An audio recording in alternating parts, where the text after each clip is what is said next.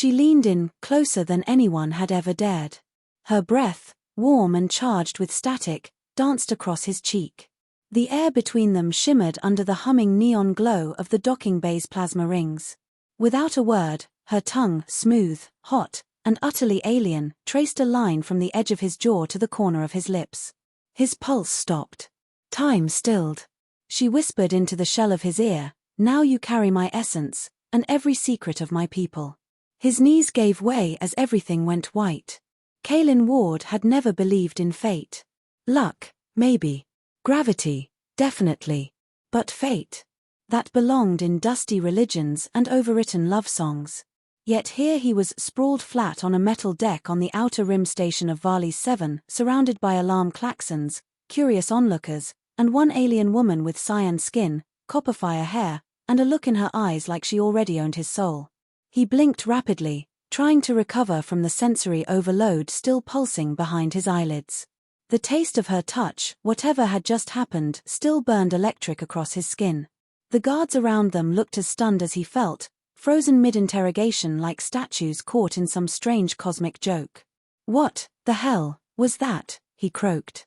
The woman didn't answer immediately. Instead, she turned to the security officers and said in a soft, commanding tone, "This human is now under my protection. Diplomatic seal applies, Tier 3. If you have objections, file them with the Lyrian Assembly. Good luck with that." She reached down and, with a single fluid motion, pulled Calen up. Her fingers were cool, like water drawn from deep underground. You licked me," he stammered, stepping back until his shoulder met cold durasteel. She smiled, not unkindly, but with the amused expression of someone watching a puppy try to understand interstellar travel. "I'm Lyra," she said simply. "And I just saved your life." He looked around, noticing for the first time the silent tension that had gripped the dock. Several onlookers now had datapads recording. Others whispered the name Lyra like it meant something more than just syllables. The guards reluctantly stood down, muttering about Tier 3 nonsense and getting legal dragged into this. Calen narrowed his eyes. "Saved me from what, exactly?" "From being executed for smuggling alien tech into a high-security station," she said lightly, already walking away. "Unless you really are working for Red Umbra?" "What?" "No. Wait, how do you know about them?" She turned and tilted her head. "Come on, pilot. You crash an unregistered freighter into the outer ring of Varley 7, right into a docking strut no less, and then refuse a neural scan? Either you're innocent and stupid, or you're guilty and stupid. Either way, you needed me." He jogged to catch up. "I didn't crash. I miscalculated a gravity well. And I didn't refuse a scan, they never asked." Lyra's smile twitched, just for a moment. "Then I guess the universe just likes you today." They passed through a biometric gate that shimmered blue, pausing only as her presence registered and turned the display green. The corridor beyond was oddly quiet, insulated from the noise of the docks. Calen kept stealing glances at her, unable to stop remembering the moment her tongue touched his face. There had been something else, not just physical. A feeling. A flash. No, more than that, a memory. But not his. "You saw it, didn't you?" she asked without turning around. He stopped. "What?" "That flash of stars. That soundless scream. The drowning." Her voice was quieter now. "You touched my mind." He swallowed hard. "How? Why? What did you do to me?" She finally faced him, and for the first time, the mischief drained from her features. What replaced it was raw, unshielded intensity. "You have been marked," she said. "The right of El Shale. Illyrian's most intimate connection. Sacred. Rare. Irreversible." Calen's legs threatened to give again. "Wait. Irreversible?" Lyra sighed. "I should have warned you. But there wasn't time. They were moments away from triggering a purge protocol. You would have been dead in 30 seconds. So, you licked me. I bonded us," she said. "It was the only diplomatic override strong enough to halt your detainment. To them, you're now important." He leaned back against the corridor wall, trying to let his brain catch up. "So now what?" "I'm stuck with you." She stepped closer again. More like, entangled. And not just socially. Our minds will begin to cross over. You'll start to feel things. See things. That explains the headache, he muttered. She chuckled softly, but her voice carried weight. And the dreams will come. Then the urges. Then the resonance. Great, he deadpanned. You licked me and gave me a psychic STD. She laughed, genuinely this time. You're amusing for a human. He wanted to be angry. Wanted to shout. But beneath the chaos of the last 10 minutes, something deeper gnawed at him. That flash, the memory, wasn't just visual. He had felt her pain. Her isolation. A storm of fear, and something else. Longing. What did I see? He asked softly. Lyra didn't answer right away. Instead, she tapped her wrist implant, and a transparent screen flickered to life, showing a schematic of the station. There's a place we need to go. Quiet. Secure. What's happening, Lyra? She looked him dead in the eyes. They'll come for you. For us. Because what I gave you, it's not just a bond. It's a key. And if Red Umbra gets their hands on it, 1,000 systems could fall. Before he could respond, alarms blared again, and emergency lights strobed red. Lyra grabbed his hand and yanked him down the corridor. Run now. Questions later. Calen followed, heart thundering, skin still tingling where she'd touched him, having no idea that this was only the beginning. The silence felt artificial, pressurized. It pressed in around him like the vacuum of space, except here there was warmth, humidity, and the faint scent of citrus flowers drifting in through the open archways of a glass-walled sky garden. Calen sat on a stone bench, blinking at the bizarrely serene view beyond the foliage, a glowing city of towers, shuttle tracks, and pink and violet gas clouds swirling like painted galaxies overhead. Varley's 7 was chaos. But this place, Lyra's sanctuary, was impossibly calm. He was calm too, unnervingly so. And that, in itself, terrified him. She walked barefoot through the soft moss near the water fountain, her silver robe dragging gently behind her. The soft biolights embedded in her skin pulsed faintly, echoing her heartbeat, or was it his?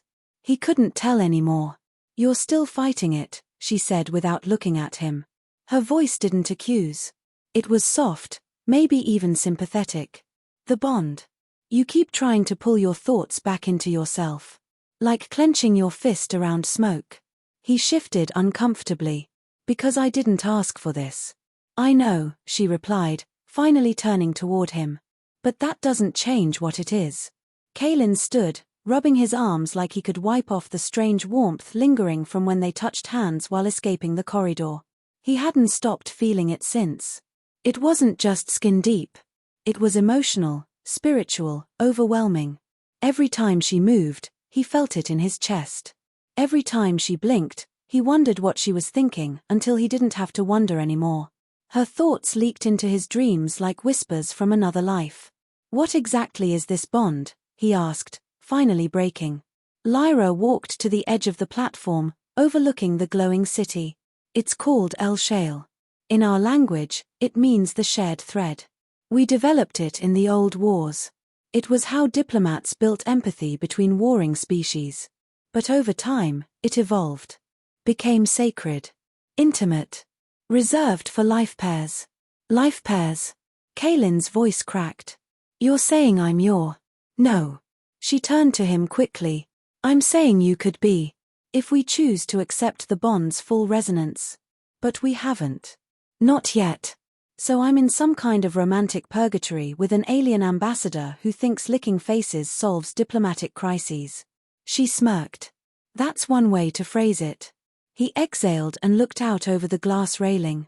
The world below shimmered with light and movement, yet up here, time slowed. He felt her presence behind him before she touched him, her hand on his shoulder, warm and grounding. It's not just emotional, she said quietly. Our thoughts will begin to align. We'll see flashes of each other's pasts. Feel what the other feels. And if we stay bonded, eventually we won't need words at all. He hesitated, and then slowly turned toward her. Her eyes weren't just beautiful, they were deep. Alive. Swimming with galaxies. He could feel her heartbeat beneath her skin, synchronized with his own. Maybe it had started minutes ago, maybe hours. But he knew, in that moment, it was happening. Then tell me something you've never told anyone, he whispered. She stepped closer, their breaths mingling. She looked away, uncertain for the first time since he'd met her. I was born in exile, she said. On a mining moon near Yulon Theta. My species considers me impure, my bloodline tainted.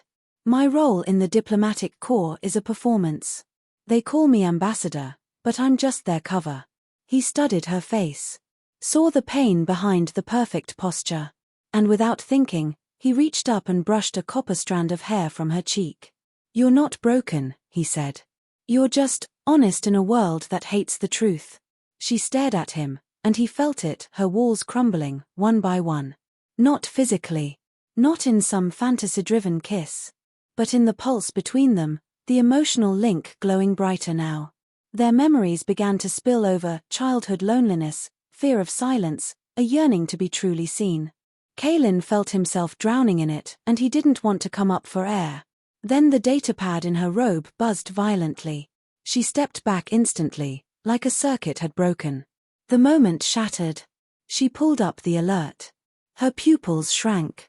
What is it? He asked, voice already tensing. They've issued a bounty for you, she said. Red Umbra just placed a contract through the back channels.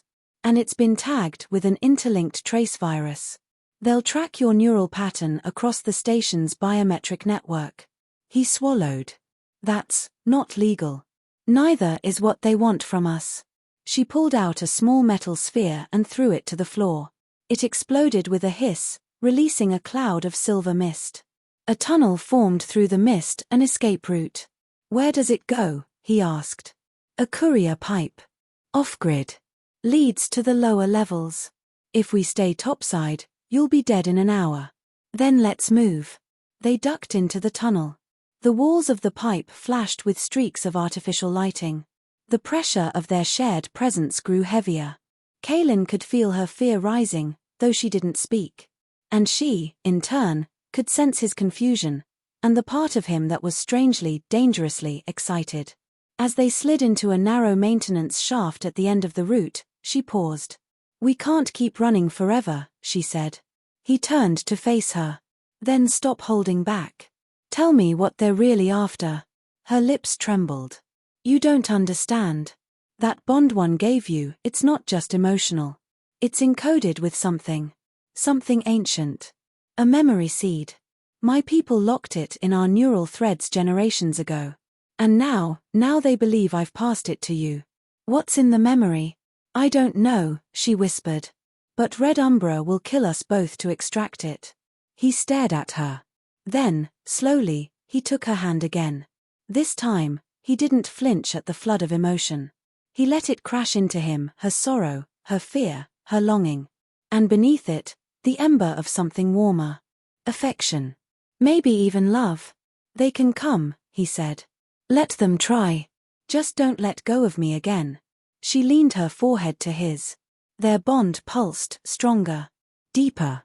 And then the metal wall behind them vibrated. Heavy boots. Voices. They were being hunted.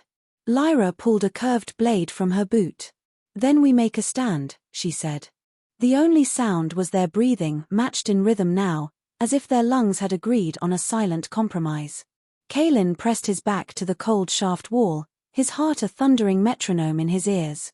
Lyra stood just inches from him, eyes narrowed, blade held loose but ready in her palm. The glow from the corridor's biotubes behind them flickered, motion detected. Red Umbra was close. He reached for a makeshift weapon, just a cracked pipe valve lying on the floor, and she caught his wrist before he could lift it. Don't, she whispered. You're too connected now. They'll trace you through the bond if you act without grounding. He wanted to laugh. Of all the things he imagined might kill him one day, space pirates, hyperdrive failure, planetary famine, a psychic bloodhound link wasn't on the list. But she was right. Every emotional spike, every surge of adrenaline, felt like it sent a beacon through his spine. She felt it too. That's what scared him the most, not the men hunting them, not the bounty on his head, but the fact that Lyra's emotions had become indistinguishable from his own. And he didn't want to push them away. She grabbed his hand again, this time sliding his palm over the hilt of her blade. Their fingers touched. A memory that wasn't his exploded behind his eyes, a moonless battlefield, a fallen Lyrian elder gasping her last breath, handing Lyra this very knife etched with ancient runes. He gasped and stumbled back. She caught him before he hit the floor.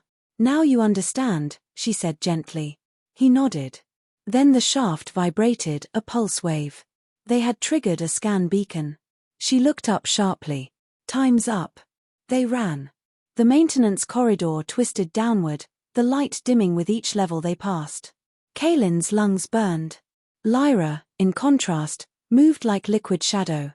He couldn't tell if it was her natural grace or the fact that part of her lived inside his mind now, pulling him forward. Whatever it was, it kept him upright when his legs wanted to fail. A flash ahead, red light. Emergency barricade. Calen reached into his belt pouch and pulled out a portable fuse ripper. "You brought tools to your own interrogation?" she asked, raising an eyebrow. "I'm a freight pilot," he said. "And a terrible one." He crouched, bypassed the locking circuit, and fried the panel in under 3 seconds. They slipped through before the door slammed shut behind them. The hallway beyond opened into a darkened atrium lined with stasis tanks and old transit pods. It smelled of coolant and stale power. Lyra scanned the room. "This level hasn't been used in cycles. They won't find us for a few minutes." Calen dropped to one knee, panting. "Great. I always wanted to die in a storage closet." She smirked and walked to a rusted terminal near the pod bank. "Not yet. We've got options. And allies." The screen flickered to life, revealing a pixelated, glitchy smile. A robotic voice greeted them. "Well, if it isn't the Blue Duchess and her bonded flesh suit." "Hello, DX9, Lyra said, unamused. The droid's face, more cartoon than machine, nodded. "Still insulting me, I see. And here I was considering saving your lives." "Do it," Calen said. The droid's image studied him. "You must be the pilot she melted into." "Funny, thought you'd be taller." Calen gritted his teeth. "Just open the pod gate, DEX." The AI laughed and relented. One of the storage pods hissed, then opened. Inside was a sleek 2-seater courier skimmer. "Unregistered. Off-grid. Fast," DEX said. "I call her Mayhem Blossom. Don't crash her." "Why are you helping us?" Calen asked. DEX's digital face flattened. "Because Red Umbra doesn't want you dead. They want what's inside your bond. If they extract it wrong, it'll fry this sector's neural lattice grid, and I happen to be living in it." Lyra paled. "They want to force unlock the memory seed." "Yes. And they'll start with your brain. But don't worry, his will probably go next." The skimmer doors opened. Calen climbed in and strapped himself down. Lyra slid beside him, and the pod launched before they could think twice. They shot down a private service chute like a meteor through lightning.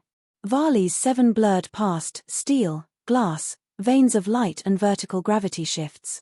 Lyra leaned over the controls while Calen clutched the side handle. "Where are we going?" "The outer ring. Sector 9. That's where smugglers go to get spaced." "Exactly. It's the only place Red Umbra won't follow unless they want to start a war." He watched her profile, so calm, so focused, and wondered how someone could carry such weight and still look like a dream. "You're not scared?" he asked. "Terrified," she said, softly. "But not of them." She turned to him then. Their faces inches apart. "It's this," she continued.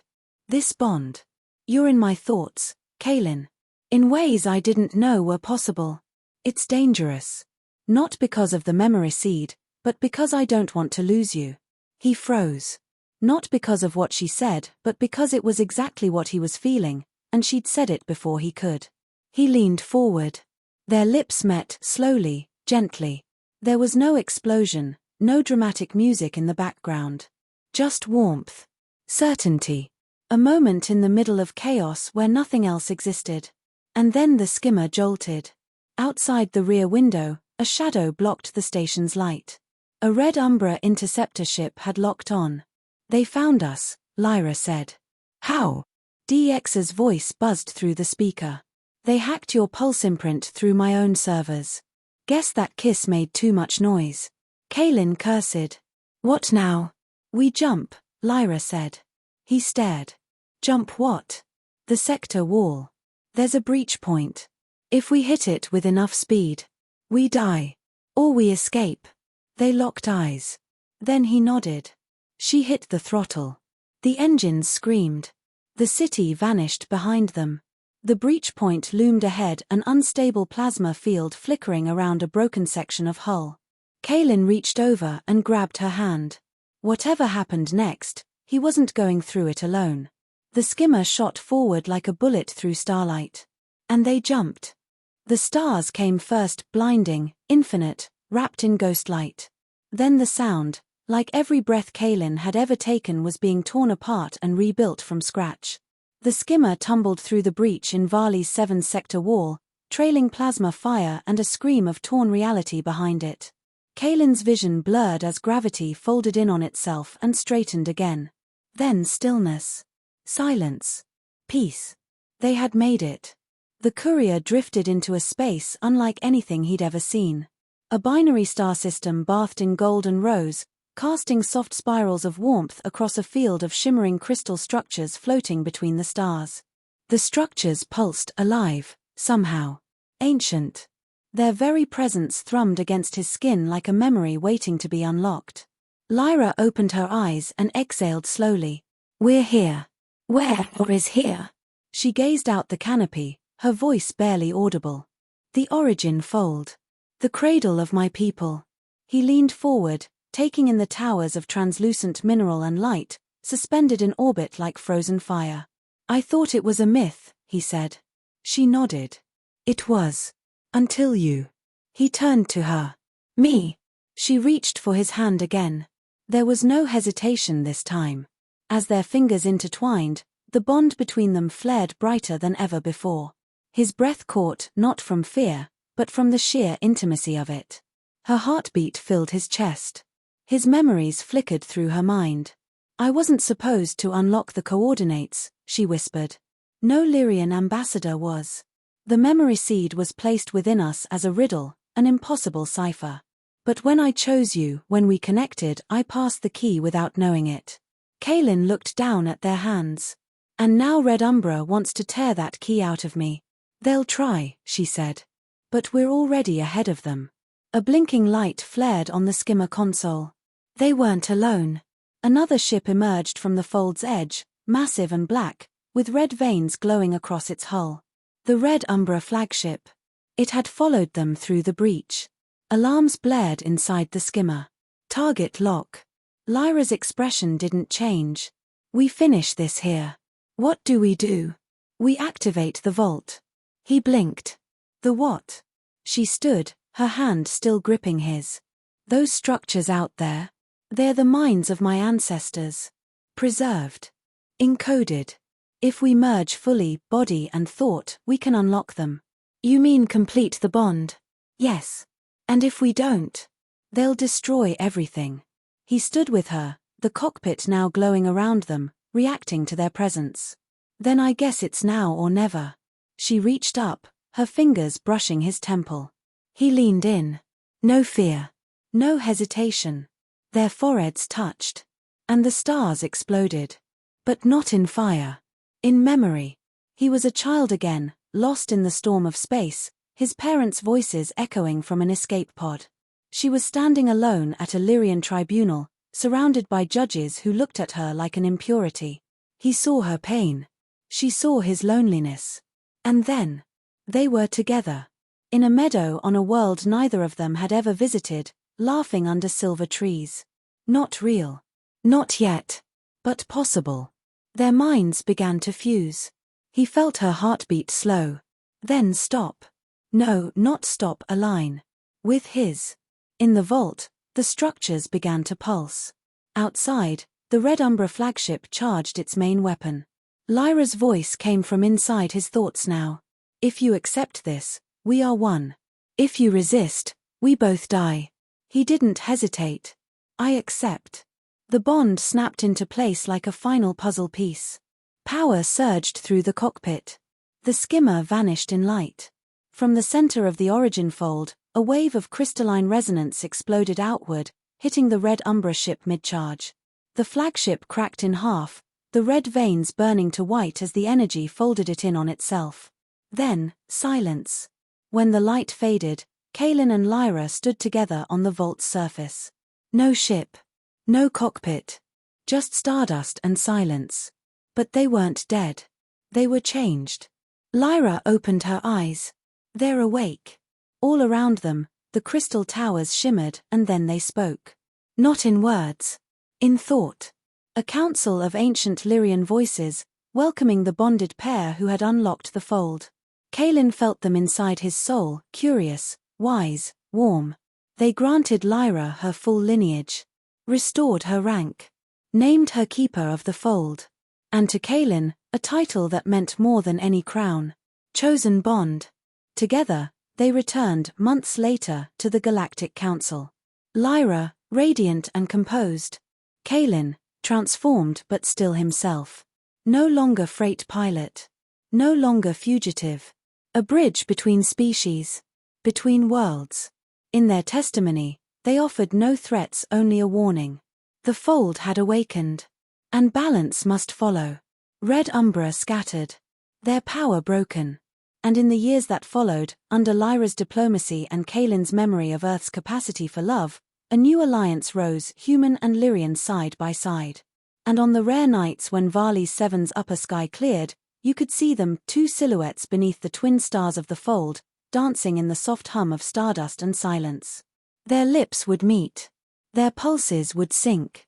Not out of ritual. But out of love. Real, eternal, chosen.